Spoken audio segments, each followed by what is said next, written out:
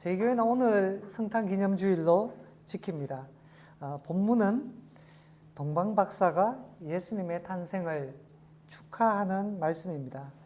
동방에서부터 온 박사들이 예수님의 탄생을 축하하기 위해 예루살렘에 올라왔습니다.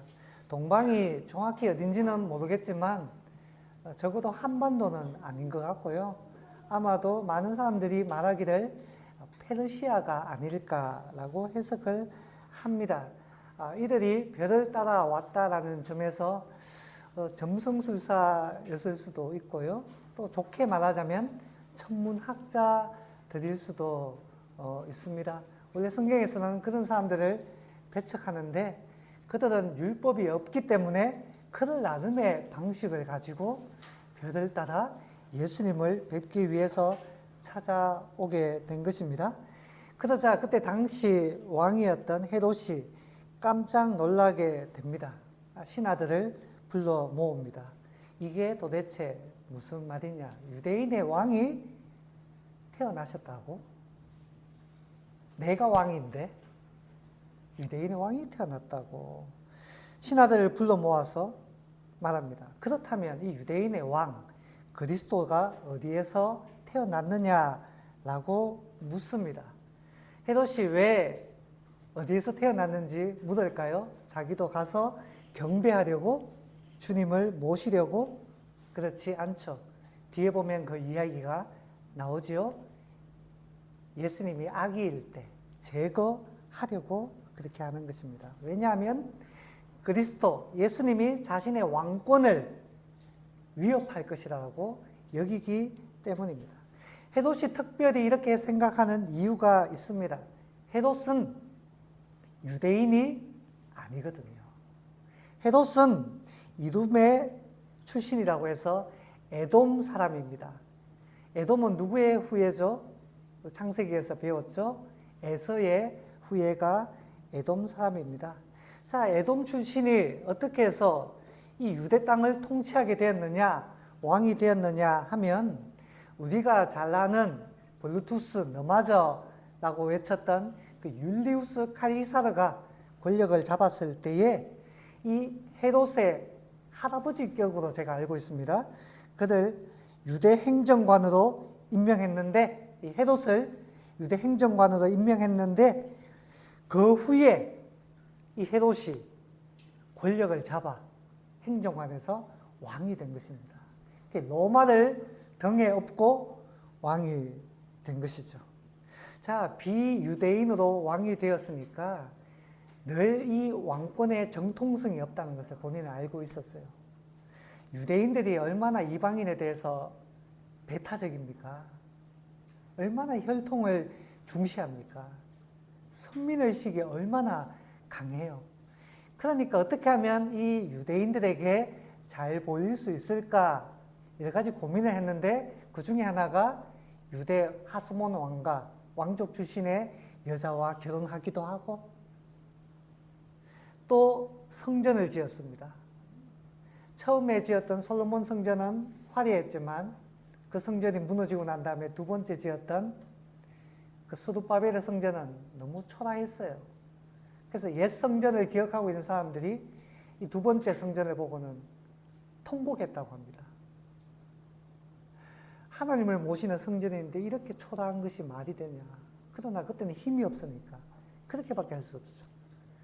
그러니까 그런 마음을 캐치하고는 헤롯이 어떻게 하면 유대인들의 마음을 사로잡을까? 거대하고 화려한 성전을 짓기 시작합니다. 예수님 당시에 이런 표현을 써요. 이 성전이 46년 동안 지어졌다. 그런데 그때도 완성되지 않았어요. 주후 60년이 넘어서 완성됩니다. 그러니까 어떻게 되는가 하면 약 80년 동안 이 성전이 지어질 정도로 어마어마하게 큰 성전을 짓기 시작했던 것입니다. 왜냐? 내가 이렇게 하나님을 공경한다. 내가 이렇게 하나님을 모시기 위해서 힘쓴다. 그러니까 나를 왕으로 인정하고 좀 잘 용납해 줬으면 좋겠다. 이런 뜻을 가지고 있는 겁니다. 유대인들의 환심을 사서 쉽게 통치하려는 것입니다. 그럼에도 불구하고 자신에게 정통성이 없다는 것을 알아요. 유대인들은 누가 왕이 되어야 한다고 믿고 있습니까? 지금도? 그렇죠. 다윗의 후손. 하나님께서 다윗에게 영원한 왕권을 주겠다고 했기 때문에 사실 그 영원한 왕권은 결국 그리스도 예수님을 통해 성취되잖아요. 그들은 지금도 다윗의 후손을 기다리고 있습니다. 그래서 예수님께서 예루살렘에 입성할 때 그들이 그 예수님 앞에 종려나무와 자기 옷들을 깔면서 왕의 대도를 여는 것이죠. 뭐라고 외칩니까? 다윗의 자손. 다윗의 자손이라고 표현합니다. 이제 정통성을 가진 왕이 오셨다라는 겁니다. 유대인들의 생각이에요. 그런데 동방박사들이 와서 유대인들의 그 왕이 태어났다라고 하니까 깜짝 놀라게 되는 겁니다. 이게 도대체 무슨 말이냐. 나의 왕관은 무너지게 되는 것인가. 무너지기 전에 제거해야겠다. 조금 뒤에 보면 나오지만 베들레헴의 그 2살 이하의 아기들을 모조리 잡아 죽이는 끔찍한 만행을 저지르게 됩니다. 자신의 권력을 위해. 그는 부당하게 권력을 얻었고 부당하게 사용했습니다. 지옥에 가장 가까운 사람이 바로 이 헤롯이 아닐까요? 자, 그렇다면 그리스도는 어디에서 태어나는가라는 이 물음에 제사장들과 서기관들이 이렇게 말하죠. 6절 말씀을 같이 한번 읽어볼까요? 6절 시작. 또 유대 땅 베들레헴아 너는 유대 고을 중에서 가장 작지 아니하도다. 내게서 한 다스리는 자가 나와서 내 백성 이스라엘의 목자가 되리라 하였음이니이다. 아멘. 자, 헤롯은 모르겠는 거예요. 그리스도가 어디에서 태어났는지. 그래서 제사장들을 또 서기관들 불러 모아서 어디에서 나느냐라고 물어보니까 미가서 5장 2절 말씀을 딱 인용하는 겁니다. 성경의 전문가들이잖아요. 읽어보니까 베들레헴입니다. 베들레헴. 조그만 동네지만 거기에서 메시아가 옵니다. 라고 이야기합니다. 이 베들레헴은 예루살렘 옆에 딱 붙어있는 작은 동네예요. 대구라는 대도시가 있죠. 이 대도시 옆에 붙어있는 동네가 어디입니까? 경산이죠. 근데 경산 지금 너무너무 커졌어. 인용하기에는 좀 적당하지 않은데 어쨌든 예루살렘이라는 그 수도에서 예수님이 태어나는 게 아니고 어디요? 그 옆에 붙어있는 베들레헴에서 오신다라는 겁니다. 이 동방박사가 그렇다면 이 베들레헴에 가서 예수님을 발견하고 경배를 합니다. 그리고 보배합을 열어 왕을 뵙는데 뭐 그냥 올 수 있나요? 빈손 오면 안 되잖아요. 그 보배합을 열어 3가지 예물을 드립니다. 뭡니까? 황금, 유향, 몰야. 이 3가지 예물을 드립니다. 자, 여기에서 과거에는 이런 해석들이 많았어요. 알레고리 해석이라고도 하고 풍류법이라고도 하는데 이 예물에 초점을 맞춘 경우가 많았습니다. 이 예물이 뜻하는 바가 있다라는 겁니다. 이 알레고리라는 말은 이런 뜻입니다. 뭐 다르게 말하다라는 거예요. 사실은 황금을 말하고 싶은 게 아니고 거기에 있는 황금이 뜻하는 의미가 있다라는 겁니다. 그래서 과거에는 이 알레고리적인 방법으로 이렇게 해석을 했습니다. 황금은 뭐냐? 왕권을 가리킨다. 원래 궁궐은 황금으로 가득 차 있잖아요. 왕관은 황금으로 만들잖아요. 왕권을 가리킨다. 유향은 성소에서 사용하는 것입니다. 예를 태우면 연기가 나요. 성스럽다 해서 신권을 신의 성스럽다, 신권을 상징한다 이렇게 표현했고 또 몰약은 부패를 방지하고 또 향기를 내는 아주 귀한 것입니다. 시체를 부패하지 않게 하고 시체에 발라서 보관하는 용도로 몰약을 사용했어요. 몰약은 예수 그리스도의 고난과 죽음을 의미한다 라고 그렇게 해석했습니다. 사실은 그게 아니고 이것을 의미한다라는 것입니다. 저는 그렇게 해석할 수도 있다라고 생각을 해요. 그러나 여러분 중요한 것은 이 세 가지 예물이 가리키는 것이 무엇인가, 그게 중요한 것이 아니라 중요한 것은 이방인들이 와서 예수님을 왕으로 모시고 경배했다라는 것이 중요합니다. 이방인들이 예수님을 경배했다는 거예요. 여러분 여기 성탄의 이 기사를 자세히 읽어보면 알겠지만 특별히 마태복음과 누가복음에서 상세하게 기록했어요. 마가복음은 건너뛰었고요. 요한복음도 크게 다루지 않았어요. 근데 마태복음과 누가복음의 이 기사를 보면 예수님을 영접한 사람, 저는 크게 세 종류의 사람이 등장한 것을 보게 됩니다. 첫 번째는 누군가요? 바로 여기에 나오는 동방 박사들입니다. 자, 예수님을 영접한 사람들이 그 유대인의 그 종교 권력자들이 아니다라는 겁니다.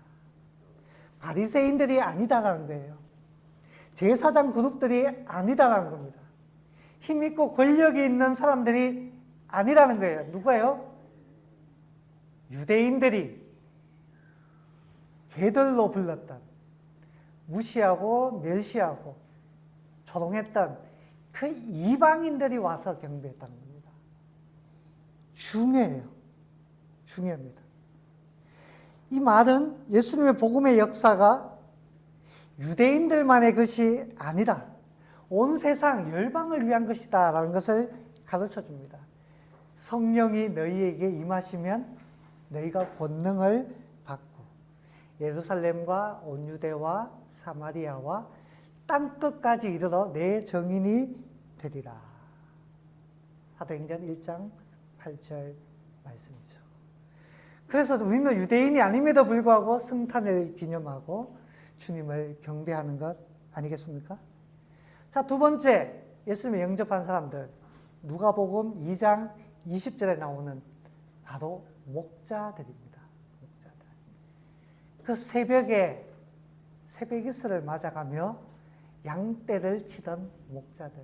당시 이 목자들은 가진 사람들이 아닙니다. 부자들이 아니었어요. 가난한 사람들이었습니다. 어떻게 보면 멸시받는 사람들이었어요. 초라한 사람들입니다. 근데 그들이 천사로부터 소식을 듣고 맨 먼저 달려와서 예수님을 경배합니다. 예수님을 경배합니다. 유대인들이 멸시하던 자들을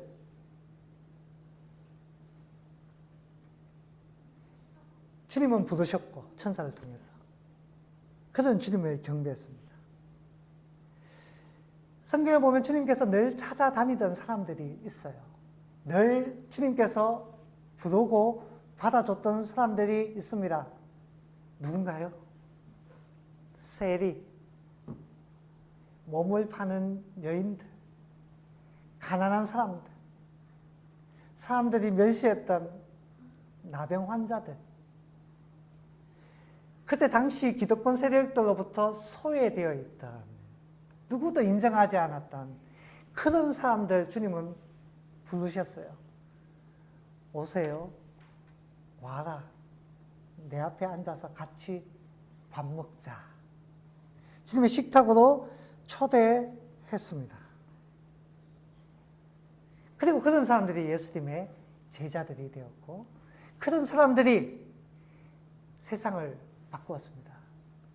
마치 다윗이 사울을 피해 도망 다닐 때 그 아둘람이라는 동굴에서 숨어서 생활할 때, 오죽하면 동굴에 숨어서 생활할까요? 그 동굴에 누가 모여들었습니까?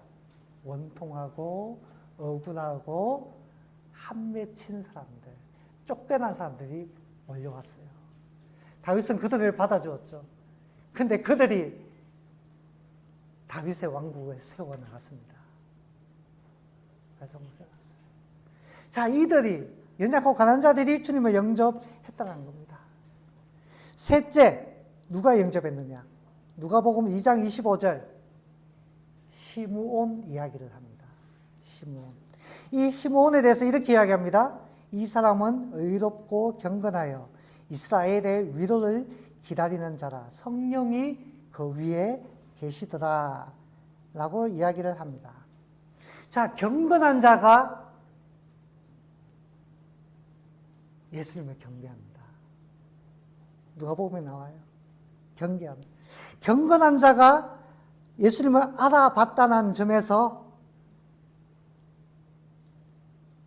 오직 믿음으로 하나님을 바라보고 하나님을 찾는 자들을 주님께서 기뻐하신다는 것을 발견하게 됩니다. 시므온은 이스라엘의 위로를 기다리는 자였어요. 여러분, 하나님은 성경을 혹은 우리의 신앙을 성공의 수단으로 아니면 단순히 어떤 삶의 규범으로 여기는 자들을 찾는 것이 아니라 그런 사람들은 많아요. 헤롯 곁에 붙어 있었던 대제사장들, 삶의 규범으로 여겼던 서기관들과 바리새인들, 그런 사람들 많습니다. 그 사람들이 성경을 모르느냐? 성경의 박사들입니다. 딱 이야기하잖아요. 미가복음 5장 2절을 이야기하며 그리스도는 베들레헴에서 납니다. 그러나 그들은 가서 경배하지 않았어요. 그들은 예수님을 찾지 않았습니다. 그들은 예수님을 만나지 못했어요. 아기 예수를. 어떤 사람이 예수를 만나느냐? 성경 박사가 만나는 게 아닙니다. 몰라야 된다고 말한 게 아니에요. 알아야 돼요. 당연히 알아야 됩니다. 그러나 성공의 수단으로 성경을 삼는 사람, 단지 삶의 규범으로 삼는 사람은 주님을 발견하지 못합니다. 누구냐? 경건한 사람. 이스라엘의 위로를 바라보는 사람. 오직 하나님을 사모하는 자들이 예수님을 발견하고 알아보게 된다는 것입니다. 여러분, 저와 여러분은 이 세 종류의 사람 중에 어디에 해당되나요? 이제는 이미 우리가 교회를 나오고 있기 때문에 이방이라고 볼 수 없습니다. 첫 번째는 해당되지 않아요. 그건 안 믿는 사람에게 해당될 겁니다. 두 번째, 가난하고 약한 사람. 여기에 계시기도 하고 안 계시기도 하죠. 어쩌면 저와 여러분이 해당될 수도 있고 안 해당될 수도 있습니다. 세 번째, 그러나 저는 믿습니다. 세 번째는 저와 여러분 모두가 해당되어야 된다. 이스라엘의 위로를 기다리는, 이제는 우리가 주님께서 다시 오실 것을 기대하는 사람이잖아요. 성경을 아는 것이 아니라 내게 그런 경건이 있어야 합니다. 우리는 시므온과 같이 이스라엘의 위로를 기다리는 사람입니까? 아니면 서기관들처럼 그리스도는 베들레헴에서 태어난다고 하더라 단순히 지식적으로 아는 사람입니까? 지식은 기본입니다. 기본이에요. 그것으로 그치면 안 돼요. 그 위에 경건을 쌓아야 합니다. 경건이라는 탑을 쌓아 올려야 돼요. 집을 지어야 돼요. 하나님을 사모하고 기대하고 기다리는 그 경건이 있어야 합니다. 저와 여러분에게 경건이 있습니까? 그것이 있어야 주님을 알아볼 수 있어요. 주님을 만날 수가 있는 것입니다. 저는 여기서 한 가지를 더 나누고 싶습니다. 성경에는 나오지 않지만 네 번째 동방박사에 관한 것입니다. 들어보신 분도 있고 처음 들어보는 분들도 계실 거예요. 제게 영향을 준 책들이 몇 권 있습니다. 어디서 초등학교 저학년 때 읽었던 로빈슨 크루소 이야기, 처음으로 제 돈으로 샀는 책이에요. 그 주구장창 읽었어요. 몇 번 읽었는지 모릅니다. 혼자 홀로 무인도에 남겨져서 그 살아남는 이야기죠. 그래서 나는 잘 살아남아야겠다 라는 생각을 하게 됐어요. 초등학교 시절 담임선생님이 사준 담임선생님이 제게 책을 사줬어요. 4학년 때. 한국 전래동화 이야기. 그거 보면 전우치전이라고 있어요. 주구장창 읽었습니다. 청소년 시절 죽은 시인의 사회. 시란 무엇인가? 시란 무엇인가? 되게 큰 감동을 줬어요. 예수님을 믿은 다음에 초신자일 때 청년부실에서 굴러다니는 낡은 책 한 권을 발견했습니다. 책거물도 다 떨어져 나간 단편집이었어요. 뭐냐? 네 번째 동방박사에 대한 이야기였어요. 얼마나 흥미진진한지 그 자리에서 다 읽었는데 무언가 뜨거운 것들이 내 속에서 팍 올라왔어요. 그는 분노가 아니라 감동이었어요. 아, 예수님을 믿는다는 것은 이거구나. 이 네 번째 동방박사 이야기가 뭔가 하면 이런 이야기입니다. 동방박사는 세 가지 선물을 가져왔죠. 황금, 몰약, 유향, 몰약. 그래서 흔히 동방박사가 3명이었을 것이다. 한 사람당 한 가지. 그렇게 생각하는데 사실은 정확하게는 몇 명이든 모릅니다. 근데 3명이라고 가정하고 여기에 함께 오지 못한 한 명이 더 있다라는 픽션에서 이 이야기가 시작됩니다. 픽션에서. 자, 예수님의 탄생을 축하하기 위해서 동방박사들이 출발 장소와 시간을 약속했습니다. 네 번째도 당연히 나도 동참하겠다라고 했지요. 그리고 주님께 드릴 선물을 개인적으로 3가지를 준비를 했습니다. 이 네 번째가. 그런데 약속 장소로 가던 중에 사고가 생깁니다. 길에서 강도 만난 자를 발견하게 된 거예요. 강도 만난 자가 벌거벗겨가지고 맞아서 거의 죽게 된 사람이었어요. 약속 시간이 있는데 차마 그 사람을 버려둘 수 없어서 그 사람을 급히 주막에 옮겨서 치료해 주는데 돈이 필요한 거예요. 주님께 드리려고 했던 그 예물 하나를 꺼내줍니다. 그러고 난 다음에 약속 장소에 갔어요. 근데 이미 떠나고 없죠. 기다려도 오지 않으니 먼저 가겠어. 시간이 한참 흘려버린 거예요. 그래서 이 사람은 홀로 예루살렘으로 갑니다. 예루살렘에는 없어요. 소문을 듣고 베들레헴으로 갑니다. 그런데 베들레헴에 가니까 무슨 일이 벌어졌습니까? 횃불을 든 군병들이 집집마다 돌아다니고 있는 겁니다. 무슨 일이에요? 아기를 내놔라. 아기를 내놔라.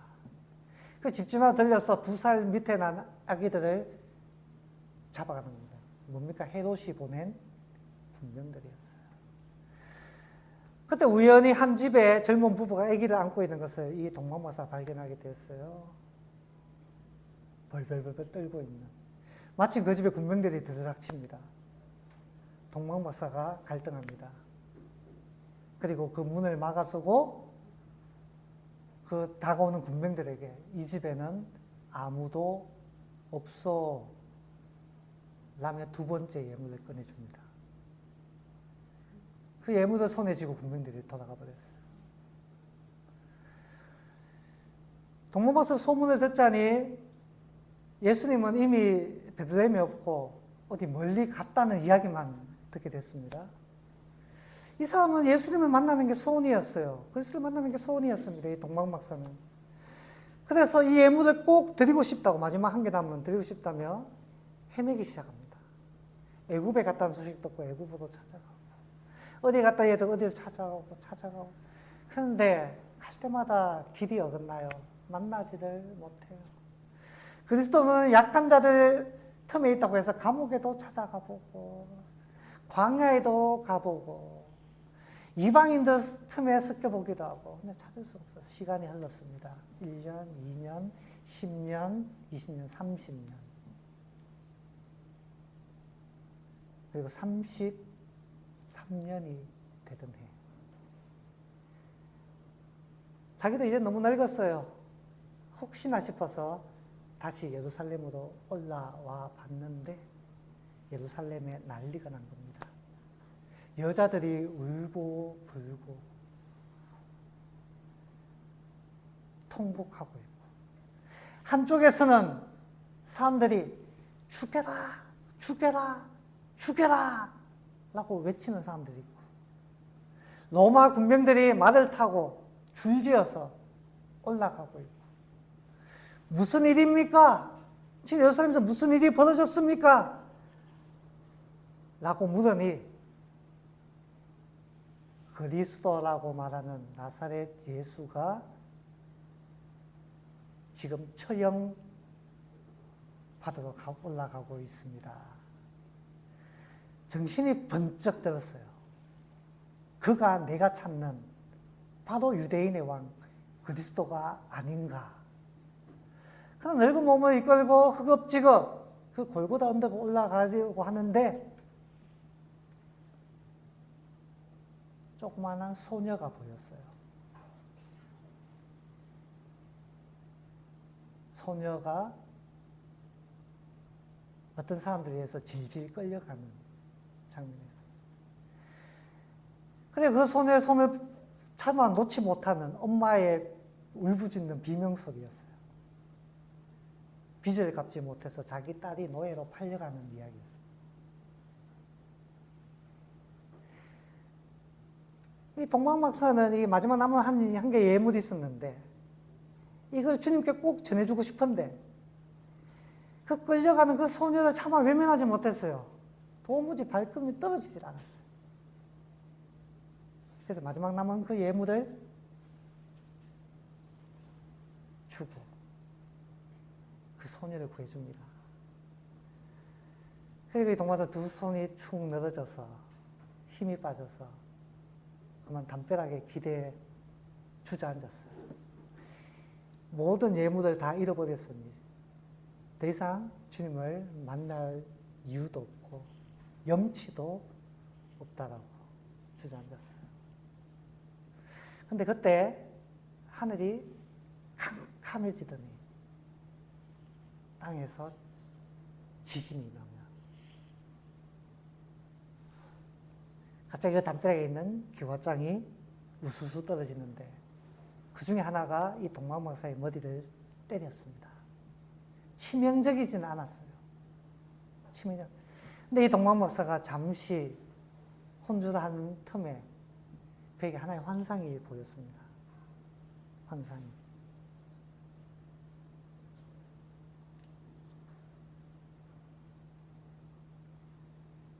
지극히 작은 자에게 한 것이 곧 내게 한 것이니라.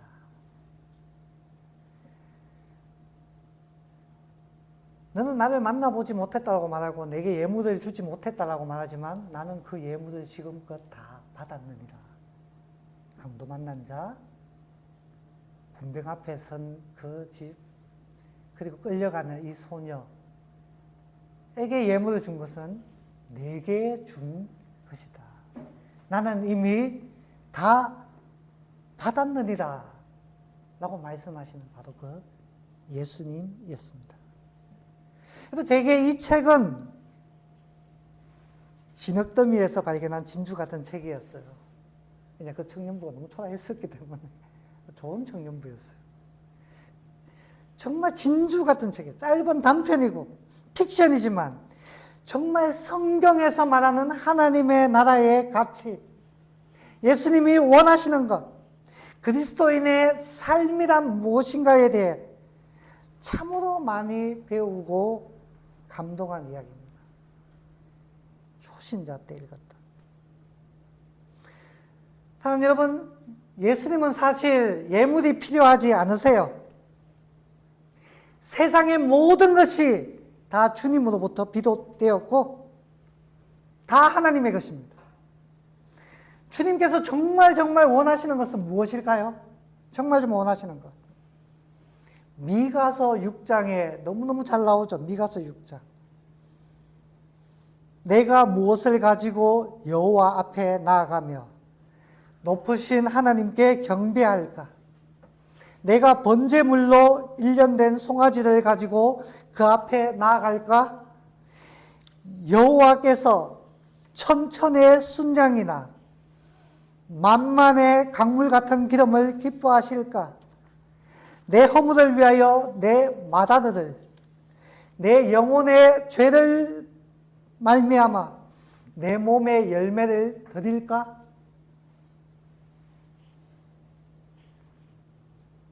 사람아, 주께서 선한 것이 무엇인지 네게 보이셨나니 여호와께서 네게 구하는 것은 오직 정의를 행하며 인자를 사랑하며 겸손히 내 하나님과 함께 행하는 것이 아니냐. 하나님께서 원하시는 것이 무엇이냐? 예물이 아닙니다. 필요 없다는 것이 아니에요. 더 중요한 것이 있다는 겁니다. 훨씬 더 중요한 것. 정말 중요한 가치. 정의를 행하고 사람을 사랑하고 하나님과 동행하는 것. 그게 하나님께서 기뻐하시는 거예요. 말씀을 맺습니다. 저와 여러분은 성탄을 맞이해서 이 연말을 어떻게 보내시겠습니까? 그리스도의 사랑을 실천해 보면 어떨까요? 작은 선물을 해보는 것 괜찮습니다. 외로운 누군가에게 따뜻한 말 한마디 해주고 그 사람의 하소연을 정성껏 들어주는 경청도 아주 좋은 일입니다. 공경에 처한 사람을 도와주면 더 좋아요. 제게 그런 감사한 마음이 있습니다. 우리 푸른의 교회가 작고 약하고 또 외로울 것 같아서 일부러 힘이 되어주려고 잠시 방문한 분들이 계셔서 이런 게 그리스도의 사랑을 나누는 것인가 라는 생각을 해보게 되었어요. 선물을 나누고 따뜻하게 그 마음을 나누고 공경에 처한 사람을 도와주는 것. 저는 그것이 그리스도를 모시는 길이고 주님의 탄생을 정말로 기념하고 기뻐하는 참된 길이 아닌가 싶습니다. 그렇게 주님께 영광 돌리고 주님과 동행하는 저와 여러분 될 수 있기를 주님의 이름으로 축원합니다. 아멘.